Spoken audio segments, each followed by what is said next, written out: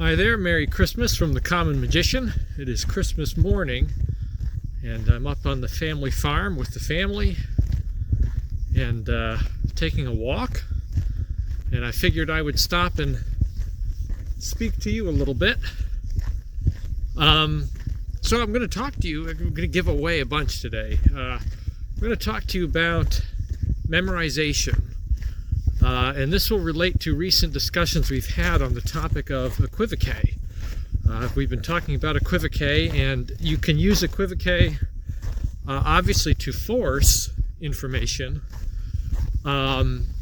It's a good clean force in the sense that the spectator seems to have a lot of freedom in their choice. It's not a clean force in that it's all in the open, and I have a video I recently posted discussing all of the implications of that.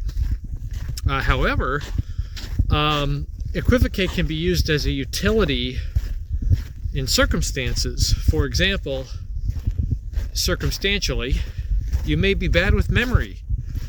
You may have kind of a slippery mind. There are some people, it's usually the people that are very good with memorization, assert that anybody can memorize information and have good recall, and the fact that they lack a capability to do so is really just pointing to their lack of preparation and practice.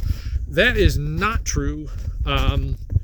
Working in education, I can tell you that there is a very long continuum of capability when it comes to cognition of any kind, but certainly with memory.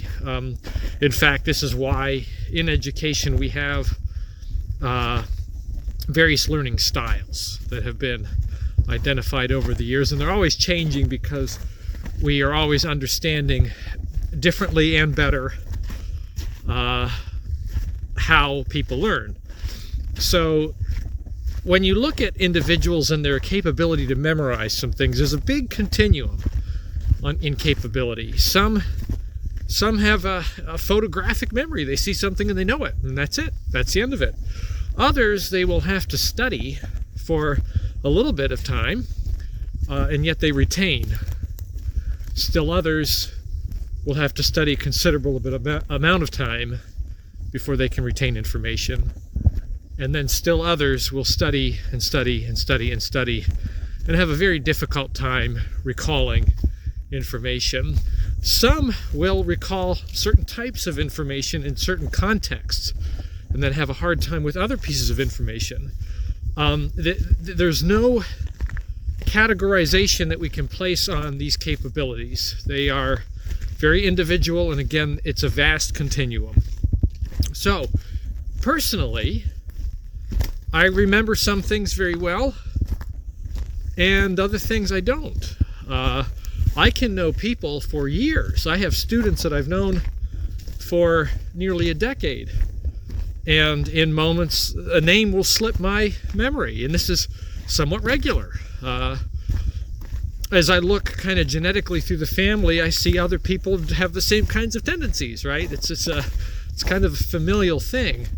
Yet with other pieces of information, I'm very able to recall it. As we memorize and learn, we will always scaffold.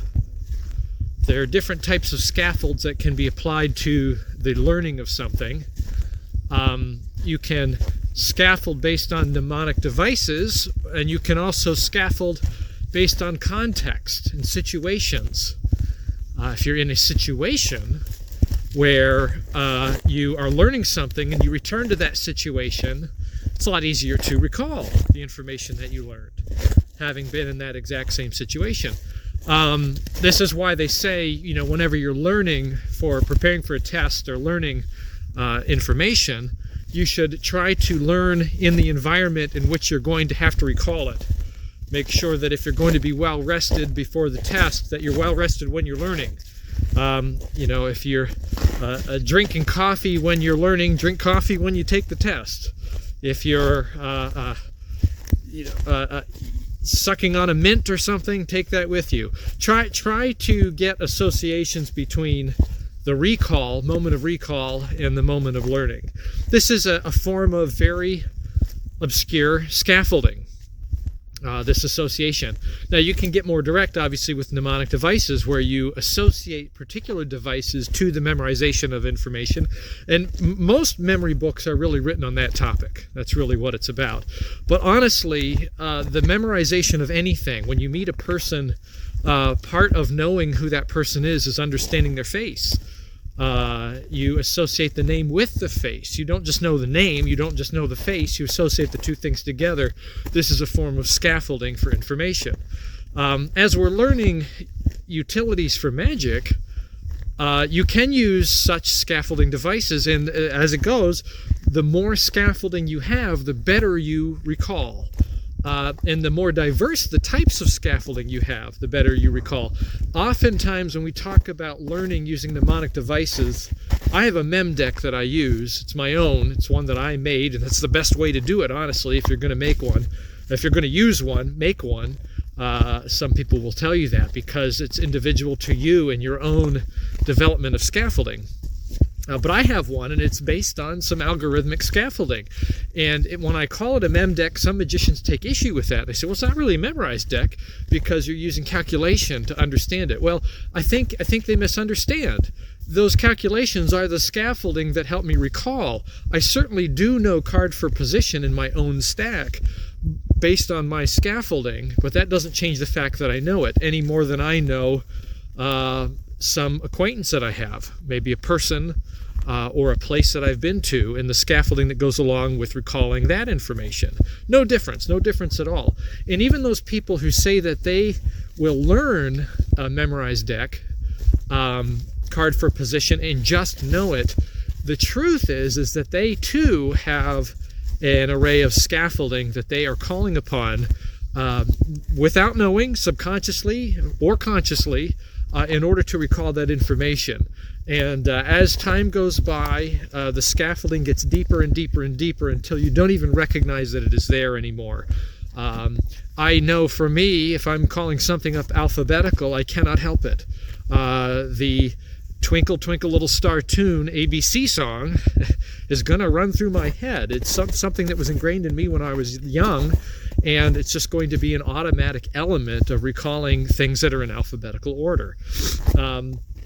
We do this with other pieces of information too, perhaps related to the memorization of facts and history and mnemonic devices that we've created for those. So enough on memory, but scaffolding using devices is a very, very good tool. But even with that, there does become a limit where in the recall of scaffolding, we are all so different. We don't all do it the same way. Some pieces of scaffolding are better than others, and we can't just make universal claims about the way to learn. So this brings me back to Equivoque. Equivoque is a great utility for bad memory because it's a limitation. So I'll give you an example. I have a memorized deck that I can recall quite quickly because I made it, and it's got my own pieces of scaffolding that enabled me to recall. However, I have other stacked decks that are not mem decks, but they are stacked, that have really, really great effects that go with them. So I'm speaking to you people out there that maybe use these tetradistic stacks, cyclical, 13-card cyclical stacks. Tetradistic, by the way, just means that there's four groups. There are 4 groups that make up the total of the stack. So if you have 13 cards, and then 13 cards and 13 cards and 13 cards, 4 groups, and they're cyclical, that's tetradistic. And we know this from the game Tetris. The term Tetris is meaning 4 blocks making up 4 total blocks making up different shapes. The shapes are all made of 4 blocks. That's what that means. It doesn't really have to do with the 13-card cycle. It just has to do with the fact that there are 4 sections, right? We tend to understand it, though, as referring to the fact that the 13-card cycle. So this is for you, just a little aside, if you've been using that word but you don't know what it means.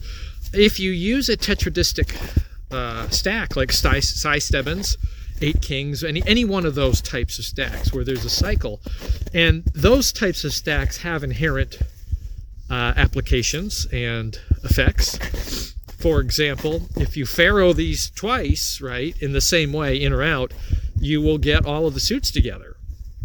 Not all the suits together, all the values together in the total of 4 suits, which is extremely powerful. That's one thing that can be done with those types of stacks. I have a tetradistic stack that I use for my effect going home. It's one that I put together, but it happens to be a 13-card cycle. And if you lay this out like any other tetradistic stack, you would not understand it to look at it. It looks shuffled. I argue there's some people that say I would never use, Cy Stebbins or something like that because it's you can see the pattern. You cannot see the pattern. It's just ridiculous. It's even a magician when glancing at a stack like that, unless they're thinking about it, would not necessarily recognize it. You'd have to give a moment, however brief, of analysis to appreciate those kinds of cyclic stacks. And I would never not use a cyclic stack because of a fear of it being recognized. So there's a little bit of a encouragement for those of you out there that worry about those kinds of things. I would never not use it for that reason. Nobody sees it. Plenty of high-level magicians have been fooled with these types of stacks and looked right at them. It really ends up comes down to how you're going to handle it. If you're going to handle it properly and you don't give the opportunity for extensive analysis, then those are really great stacks. I've got one that I use for this effect going home, and the effect is super, super strong. It's super strong. It's a name any card kind of effect. No equivoque whatsoever. Just name a card, and then something amazing happens with it from the deck right out of the box. And I love this effect. It's a great effect. The problem is that it's just such a one-trick pony kind of effect. I'm reluctant to carry the stack just for that one thing, just to do one thing with it. And I could do that and then break it up. The problem is that the effect is so good that it's hard to do anything after that. I had this reviewed a while back by Unbiased Magic, and that's what he said. He said when he actually went to do this effect with people, he found that the issue was that he did the effect and he didn't think it would be that strong because he was thinking like a magician. But when he did it for people, it was so good and so hard, he had a very hard time doing anything else because they kept asking about that first effect that he did. So that presents a problem, doesn't it? It's kind of a one-trick thing. You do that one effect and then you're done with card magic with that kind of a trick. What if I could be able to do some card magic with that stack without ruining the stack and then end with it? Wouldn't that be better? Again, the problem is that it's not easy to memorize as a stack card for position because it cycles out. I like to memorize in groups of 10, and I have a stack just for that, my common stack. So this got me to thinking, well, how could I use this thing? Again, back to Equivoque. As a utility for bad memory, right? What I do have in my stack, in this a cyclic stack, this tetradistic stack that I use for this effect, is the fact that all of the even cards, 2, 4, 6, 8, 10, queen, are actually in the positions for each group, 2, 4, 6, 8, 10, 12. And again, you would think that this would be seen. It is not. It is not noticed because of what's going on in between those cards with not only values but also suits. And this is very good because if those cards are in position by those values, one level of Equivoque can get me to even numbers. If I ask the question, you have a deck of cards here, what would you like to remove, the odds or the evens? I can force the evens, and now I've reduced it by better than half because I have an even smaller set than half to work with once I've done that.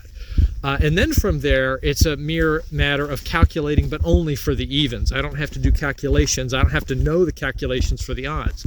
This gets me into the next thing. So this is going to be for those of you that use these tetradistic stacks, these 13-card cyclical stacks, particularly if you use Cy Stebbins, because this will be relevant to you. If you just memorize the order of values, you actually have a very strong calculation tool. So for example, imagine a clock face starting with 1 at the top. And this would be the order. You have 1, 4, 7, 0, 3, 6, 9, 2, 5, 8, and then it comes back to 1.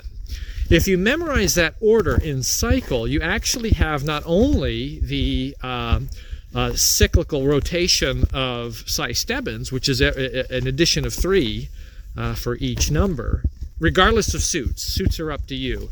Obviously, a lot of people like to use a suit order like chaste order is kind of the typical one associated with cystebbins. There's more advanced versions of that where you switch up the suit order. My going home stack has a switched up suit order. It's not a regular suit order. That's one of the things that really masks it really well, is the fact that the colors are very, there's groups of colors, not just every other card is red or black. But if you memorize that clock, and you can count from it at any position, you now have a very strong calculation tool.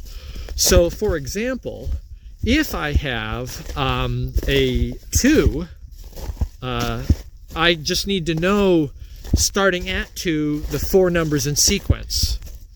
Okay, so if I have a 2, 5, 8, 1, 2, 5, 8, 1 on the clock, that gives me the position of all of the 2s throughout the deck, if that makes sense. Okay, because all the 2s are going to be in the same place.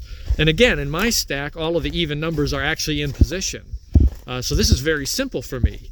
Now I just need to think about now, what is the suit that it is and which group? Is it in the first, second, third, or fourth group? Now the way this works in calculation is that when you're calculating up, you're just going to add 10 to each one, starting with a no tens position at all.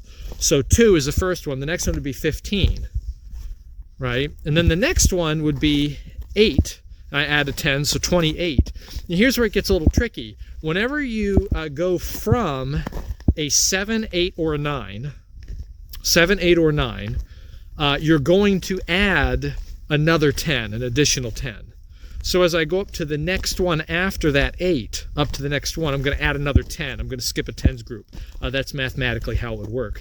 But this is very helpful in terms of a quick calculation for someone who does math very poorly, because I've just memorized rather a crutch device that helps me do calculation.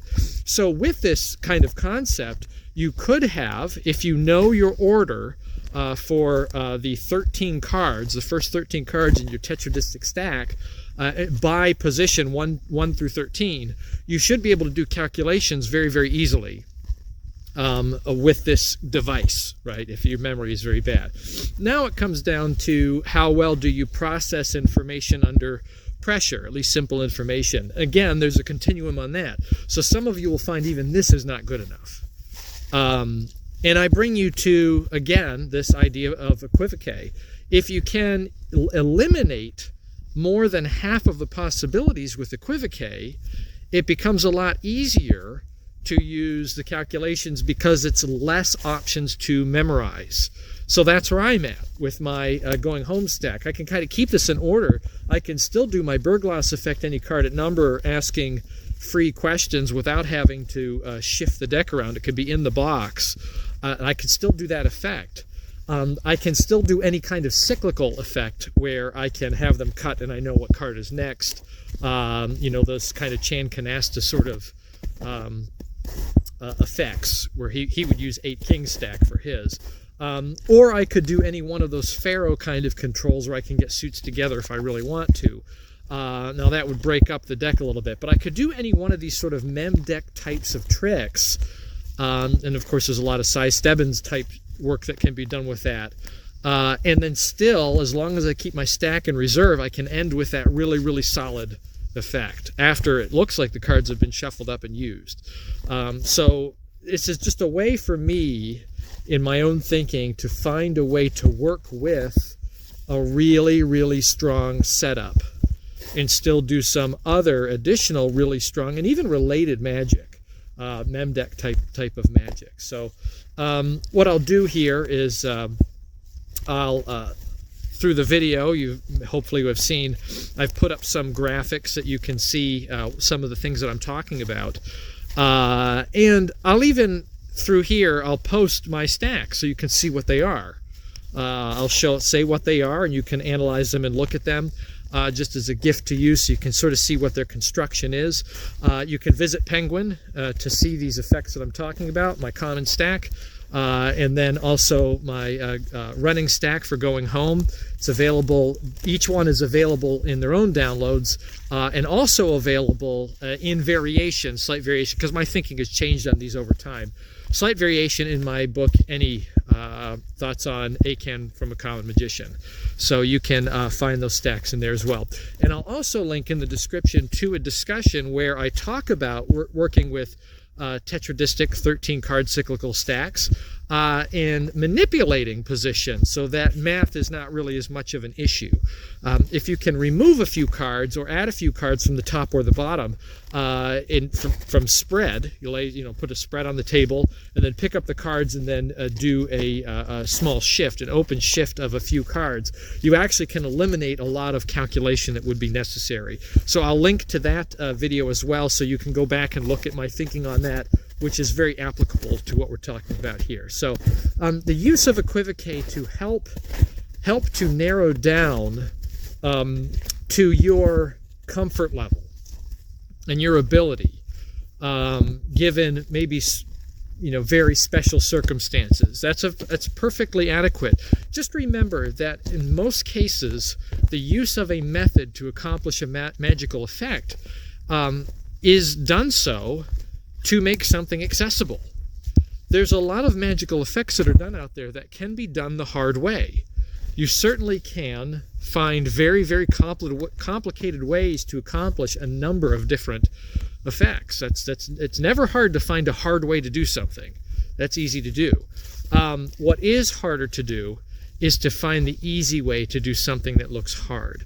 And some of the best magic really is built on that. It's about discovering what can you do to narrow down or limit what the work that you need to do in order to get to the end. Equivoque does this quite well as a piece within a larger kind of method. So there you have it. Good luck with that. Merry Christmas and happy magicking.